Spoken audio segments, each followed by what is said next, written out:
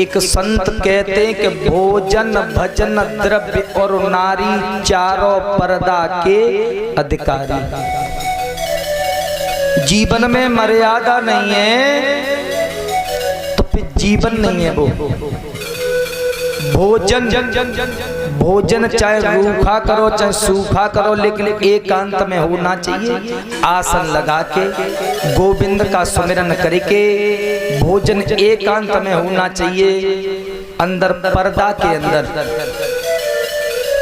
लेकिन अब भोजन की बात पूछो, हमारे यहाँ बफर सिस्टम चलता है। आपके यहाँ भी चलता है बफर सिस्टम शादियों में? अच्छा, क्या मर्यादा है भोजन की? 2 पूड़ी यहाँ से उठा लो, चलते चलते सब्जी यहाँ से, रायता वहां से, खबीत इतनी खाली, बात बाकी फेंक दी, जैसे पशु भोजन करता है। ऐसे भोजन की मर्यादा नहीं है। ऐसे भोजन के लिए शास्त्र मना करता है, और इसलिए कथाएं हो रही हैं कि हम तुम अच्छा कर्म करें, जीवन में कैसे जिएं, क्या करें क्या नहीं करें, ये कथाएं ये सिखा रही हैं। भोजन भी बदल गया, भजन, अरे भजन भी मर्यादा में पर्दा के अंदर होना चाहिए। एकांत में बैठो, गोविंद का स्मरण करो, प्रभु जो भी है वो तुम्हारा है, राजी हैं हम उसी में जिसमें तेरी रजा है। हे प्रभु, हमारा कुछ नहीं है, सब तुम्हारा है, हम तो उसी में राजी हैं जिसमें तुम्हारी रजा चलेगी। ये भजन होना चाहिए। अब तो पाखंड ज्यादा फैल गया। भीड़ पे भीड़ जाने लगी, कोई तो झारवीर पे उतर गया, सब झारवीर, कोई खाटू श्याम। लोग भजन का ये तरीका नहीं। अब कुछ ऐसे हैं कि भजन कर रहे हैं, माला घूम रही है, और भैंसिया छूट गई, चिल्ला रहे हैं लला भैंसिया भाग हो जाए कि भैंसिया छूट गई, और माला घूम रही है। अब जब मन भैंसिया में भटक रहो तो माला घूमे सुखा है। कुछ ऐसे भक्त हैं, माता बहनाएं पाखंड में इतनी नारियां फंसी हैं कि कोई बाबा आ जाए तो बैठा ले, बाबा को हाथ दिखा में, बाबा में हाथ देखिए, मेरी रेखा में का लिखो। और बाबा बहुत होशियार है, बाबा कह देंगे कि तुम सबको भलो करता हो, लेकिन तुम्हारा कोई भलो, और सबसे ज्यादा तुम्हारे कोई दुश्मन है तो तुम्हारे घर के। अब माता बहना पक्की मानेंगी।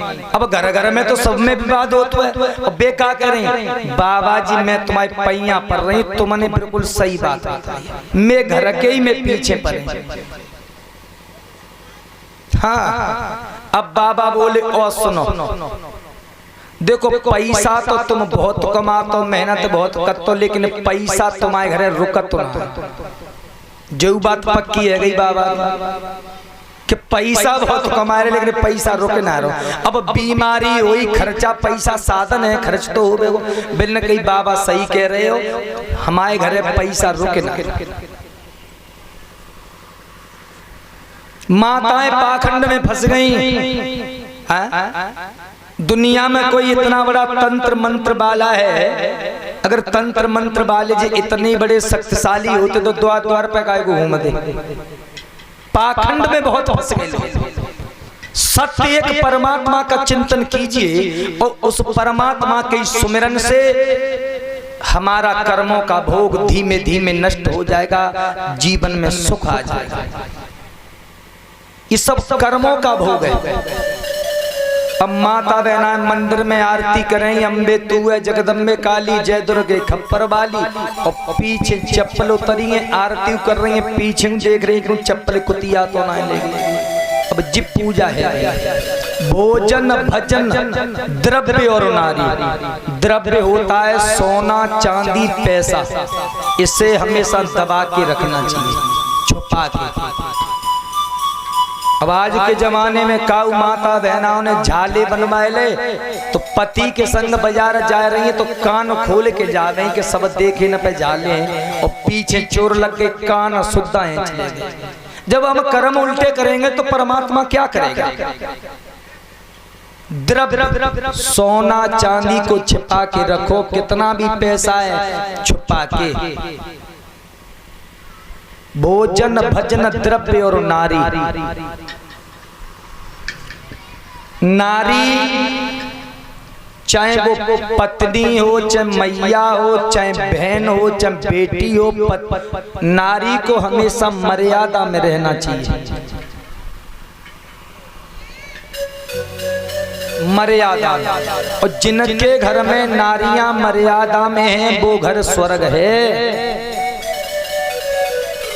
हम तुम कितने बड़े पैसे वाले हो, चाहे कितनी बड़ी हवेली बनी है, जिस घर में 4 भाई हैं, माँ बाप सब एक साथ बैठ के भोजन करते हैं, जिस घर में शाम को बच्चा अपने बूढ़े माँ बाप के पास में बैठता है,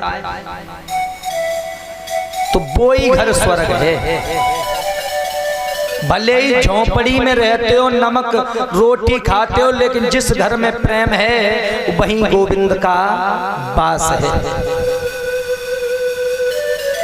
नारी, नारी परीक्षित जी, तुमने सोना देखा होगा, जो सुनार होता है वो सोना कहाँ रखता है? तिजोरी में रखता है, उसके ऊपर भी 4-4 ताले लगाता है सुनार। ऐसे ही ये घर की जितनी नारियां हैं ये सोने के समान हैं, और लोहा कहाँ पड़ा रहता है? लोहा खुलिया। जितने पुरुष हैं उन पे इतना समाज का असर नहीं है, लेकिन बहन बेटी माता पत्नी को हमेशा अंदर रहना चाहिए, मर्यादा। और तुमने परचूनी की दुकान देखी होगी, मेवा मिष्ठान कहाँ रखता है? वो अंदर डब्बे में अंदर रखेगा, छुआरे बादाम, और नमक की बोरी बाहर। ऐसे ही घर की ये नारियां हैं जितनी अंदर रहेंगी, लेकिन अब क्या बताएं। मैं तो ये कहूंगा, भागवत कभी मत करवाओ, कभी यज्ञ मत करो, लेकिन जिस माँ बाप ने अपने बच्चों का सुधार कर लिया, उसने जीवन में बहुत बड़ी कथा कर ली। और जिस माता पिता के बच्चे बिगड़ गए, तो वो कितनी भी कथाएं सुने, कितनी भी कथाएं कराएं, उनके जीवन की कथा सब बेकार है। बच्चों पे ध्यान दो। अगर जीवन में सबसे बड़ा कोई दुश्मन है तो अपनी ही संतान।